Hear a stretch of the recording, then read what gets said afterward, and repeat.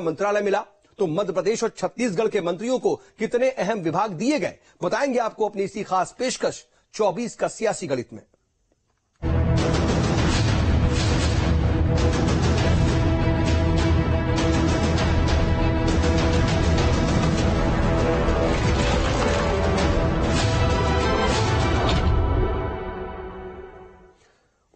और देखिए, सबसे पहले बात मोदी 3.0 की नई टीम यानी कि कैबिनेट की। मोदी सरकार 3.0 में विभागों का बंटवारा हो चुका है और टॉप 10 मंत्रालय बीजेपी ने अपने पास ही रखे हैं और मंत्रियों के कामकाज को तय करके मोदी सरकार ने अपने भविष्य की राजनीति भी साफ कर दी है। एक तरह से यह भी साफ कर दिया कि गठबंधन की सरकार में दबाव में काम करने वाली जो बात कही जा रही थी, उसमें यह संदेश भी दे दिया कि भले ही गठबंधन जरूरी है लेकिन मजबूरी नहीं है।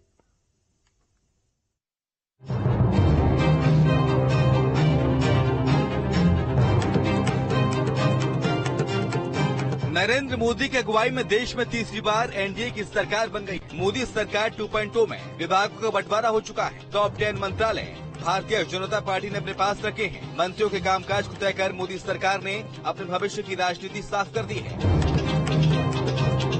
और गठबंधन की सरकार में दबाव में काम करने की बात कहने वाले को बड़ा संदेश दे दिया है। कहा जा रहा था कि गठबंधन के सहयोगियों पर इस बार बीजेपी की निर्भरता ज्यादा होगी, लेकिन विभागों के बंटवारे के साथ ये साफ हो गया कि मोदी सरकार के कामकाज क्या तरीका होगा। चुनावी नतीजों के बाद से ही इन तमाम सवालों को लेकर एक बहस सी छिड़ी हुई थी कि सहयोगियों के दबाव में सरकार चलेगी, लेकिन जैसे मंत्रियों को विभागों को बंटवारा हुआ, ये साफ हो गया कि गठबंधन जरूरी है लेकिन मजबूरी नहीं। विभागों के बंटवारे के साथ ही बीजेपी ने बड़े संदेश दिए। बीजेपी ने संदेश दिया कि गठबंधन जरूरी है लेकिन मजबूरी नहीं। बीजेपी ने गृह, रक्षा समेत टॉप 10 मंत्रालय अपने पास ही रखे हैं, तो वहीं बीजेपी के 10 बड़े नेताओं को ये बड़ी जिम्मेदारी दी गई है। 11 मंत्रियों को पुराना मंत्रालय ही रिपीट किया गया है। टीडीपी को एविएशन तो जेडीयू को डेयरी मंत्रालय दिया गया है। जेडीएस को हैवी इंडस्ट्रीज देकर साधा गया है। तो वहीं भारतीय जनता पार्टी ने पुराने शहरों पर भरोसा अपना बरकरार रखा। दर्जन भर से अधिक पुराने मंत्रालयों के विभाग बरकरार रखे गए हैं। तो वहीं वित्त, रक्षा और गृह मंत्रालय को फिर से उन्हीं मंत्रियों को दिया गया है जिनके पास पहले था। राजनाथ सिंह को रक्षा मंत्रालय, तो वहीं अमित शाह को गृह मंत्रालय की जिम्मेदारी दोबारा दी गई है। निर्मला सीतारमण को वित्त मंत्रालय, तो वहीं एस जयशंकर को विदेश मंत्रालय पहले की तरह दिया गया है। पुराने चेहरों पर बीजेपी ने फिर से भरोसा जताया जिससे कामों में और तेजी आए। तो वहीं भारतीय जनता पार्टी सहयोगियों के आगे नहीं झुकी। टीडीपी और जेडीयू ने अपनी अपनी मांगे रखी थी। दोनों दल मनचाहे विभाग चाह रहे थे। नायडू की पार्टी को सड़क परिवहन विभाग चाहिए था, वहीं नीतीश कुमार की जेडीयू को रेल मंत्रालय चाहिए था। बीजेपी ने ये सभी विभाग अपने पास रखे हैं। तो वहीं मोदी सरकार 3.0 में पिछली सरकार के काम भी जारी रहेंगे। रेल, सड़क, शिक्षा और कानून मंत्रालय में पुराने मंत्रियों को ही फिर से जिम्मेदारी दी गई है। इन विभागों के काम सुस्त नहीं पड़ेंगे। धर्मेंद्र प्रधान को फिर से शिक्षा मंत्री बनाया जाना हो या फिर अर्जुन राम मेघवाल को कानून मंत्री, ये इसी तरफ इशारा है कि देश में 2024 से ही नई शिक्षा नीति लागू होनी है। तो पिछली सरकार के कार्यकाल में बनाए गए नए आपराधिक कानून भी 1 जुलाई से लागू होने हैं। ऐसे में अगर किसी नए चेहरे को इन मंत्रालयों की जिम्मेदारी सौंपी जाती है तो हो सकता है कि तय डेडलाइन पर एक कानून और शिक्षा नीति लागू करने में समस्या होती।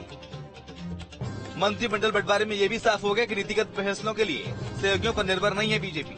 सीसीएस से जुड़े मंत्रालय बीजेपी ने अपने पास रखे। कृषि, शिक्षा, कानून, रेलवे, सड़क परिवहन भी अपने पास रखे हैं। किसान सम्मान निधि जैसी योजनाएं कृषि मंत्रालय के तहत चलती हैं। तो वहीं सड़क परिवहन और रेल मंत्रालय ऐसे हैं जिनके काम को सरकार चुनाव में सबसे ज्यादा दिखाती है। इन विभागों के पिछले कार्यकाल में नीतिगत फैसले लिए गए। जिन क्षेत्रों में नीतिगत फैसलों की जरूरत है उनके लिए हम सहयोगी दलों पर निर्भर नहीं रहेंगे। विभागों के बंटवारे को बीजेपी की रणनीति से जोड़कर देखा जा रहा है। तो वहीं ये संदेश भी बताया जा रहा है कि बीजेपी सहयोगियों के आगे नहीं झुकेगी। बीजेपी ने सहयोगी दलों को एक तरह से संदेश दे दिया कि गठबंधन धर्म तो निभाएंगे लेकिन सिर झुकाकर सरकार नहीं चलाएंगे। हालांकि नई कैबिनेट में कई नए शहरों को शामिल किया गया है तो कई नेताओं को साइडलाइन भी किया गया। दिग्गज नेताओं को अपने अनुभव के हिसाब से फिर से जगह तो मिली, लेकिन कई बार के कुछ सांसद और मंत्रियों को साइड भी कर दिया गया। पिछली बार हाई प्रोफाइल मंत्रियों में शामिल अनुराग ठाकुर, स्मृति ईरानी, अर्जुन मुंडा, मीनाक्षी लेखी, आर.के. सिंह, संजीव बालियान, निशित प्रामाणिक, अश्विनी चौबे, नारायण राणे, फग्गन सिंह कुलस्ते जैसे नेता अब कैबिनेट में नजर नहीं आएंगे। इनमें से कुछ ऐसे नेता भी हैं जो चुनाव में जीत नहीं पाए, इसलिए उन्हें साइडलाइन किया गया। तो कुछ ऐसे भी हैं जो जीत कर तो आए लेकिन मंत्रिमंडल में जगह नहीं मिली। जीते हुए सांसदों की बात करें तो अनुराग ठाकुर हिमाचल के हमीरपुर से सांसद हैं, 5वीं बार जीत दर्ज की है। एनडीए 1 में केंद्रीय वित्त राज्य मंत्री थे तो एनडीए 2 में सूचना एवं प्रसारण मंत्री और खेल मंत्री रहे। नारायण राणे महाराष्ट्र रत्नागिरी सिंधुदुर्ग से जीते, मोदी सरकार के दूसरे कार्यकाल में मंत्री बनाए गए थे। पुरुषोत्तम रूपाला गुजरात के राजकोट से सांसद बने, चुनाव प्रचार के दौरान विवादों में आए थे। एनडीए 2 में कृषि और किसान कल्याण मंत्रालय में राज्य मंत्री थे।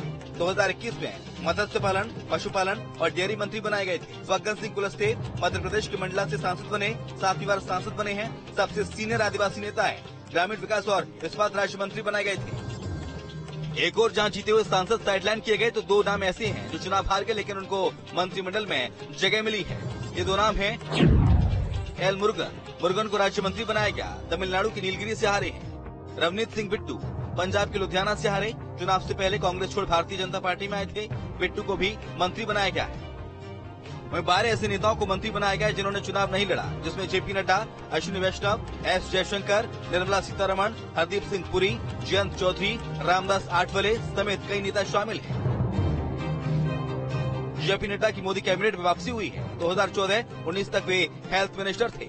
इसके बाद उन्हें बीजेपी का राष्ट्रीय अध्यक्ष बनाया गया था, जब वे संगठन की जिम्मेदारी निभा रहे थे। फिलहाल माना जा रहा है कि जिन जीते सांसदों को सेट किया गया है उन्हें संगठन की जिम्मेदारी दी जा सकती है। अनुराग ठाकुर को संगठन की जिम्मेदारी मिल सकती है तो हारे हुए दिग्गज चेहरों को भी संगठन में शामिल किए जाने की चर्चा है। हालांकि अब देखना होगा कि बीजेपी नेताओं से क्या काम लेती है। Team news state.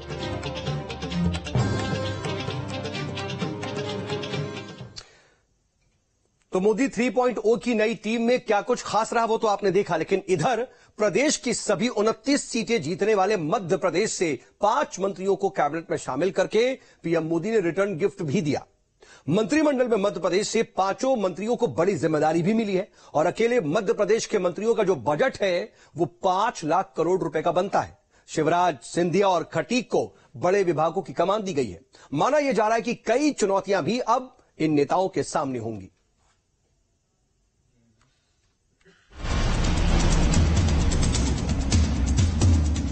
9 जून को नरेंद्र मोदी ने लगातार तीसरी बार प्रधानमंत्री पद की शपथ ले ली। राष्ट्रपति भवन में आयोजित एक कार्यक्रम में उन्होंने अपनी नई कैबिनेट के साथ शपथ ली। मैं नरेंद्र दामोदर दास मोदी 3.0 कई मायनों में मोदी 1.0 और मोदी 2.0 से अलग है। इस कैबिनेट में न सिर्फ बाकी 2 कार्यकाल के मुकाबले मंत्रियों की ज्यादा संख्या है, बल्कि सहयोगी दलों की कई सांसदों को भी मंत्रिमंडल में शामिल किया गया है। साथ ही पहले 2 कैबिनेट की तरह वही बात करें मध्य प्रदेश की तो मोदी 3.0 कैबिनेट में भी मध्य प्रदेश का दबदबा कायम है। केंद्र की मोदी कैबिनेट में मध्य प्रदेश से 6 मंत्री होने के बाद देश की सियासत में एमपी का वजन बढ़ गया है।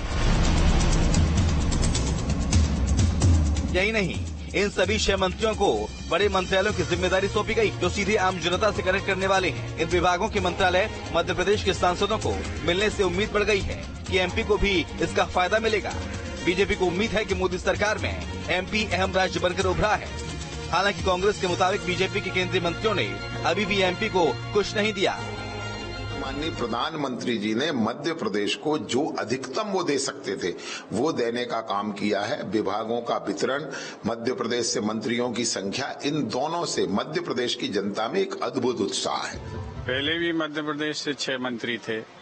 मध्य प्रदेश को क्या फायदा मिला? मंत्रियों को फायदा मिला, अभी भी मंत्रियों को फायदा मिलेगा।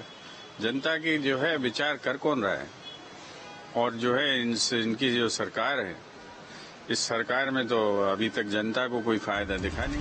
वो वंश के अवशेष प्राप्त हुए, उन सभी को जब्त किया गया है और वो 11 ही गृह स्वामियों के विरुद्ध इसमें एफआईआर दर्ज की गई है। यहाँ जब देखा गया तो घरों में और घर के पीछे जो खेत है और उसमें तबेले हैं, उसमें लगभग 150 के लगभग गोवंश यहाँ पर जब्त किया गया। उसमें से 85 जो गायें हैं उनको गौशाला स्थानांतरित कर दिया गया है। इसमें 11 केस दर्ज किए गए हैं, जिसमें कि 11 यूनिक अपराधी हैं जिनके विरुद्ध गोवंश का वध प्रतिषेध अधिनियम के अंतर्गत अपराध दर्ज किया गया है। और अब मुरैना वासियों का वीआईपी रोड का सपना जल्द पूरा होगा। विशेष सशस्त्र बल वाहिनी के 15 आवास प्रशासन अगले 2 दिन में ध्वस्त कर देगा। शनिवार को 9 आवासों को उनको जमींदोज किया गया था। 1 दशक पहले वीआईपी रोड आड़ी तिरछी निर्मित हो गई थी, तभी से वीआईपी रोड को सीधा करने का प्रयास हो रहा था। नगर में जो वीआईपी रोड है के शहर का एक प्रमुख मार्ग में से एक है। इस रोड के मार्ग में 15 क्वार्टर एसएफ के बाधक बने हुए थे और हम लोगों ने सब पूर्व पत्राचार भी किया, उनसे सहमति प्राप्त की।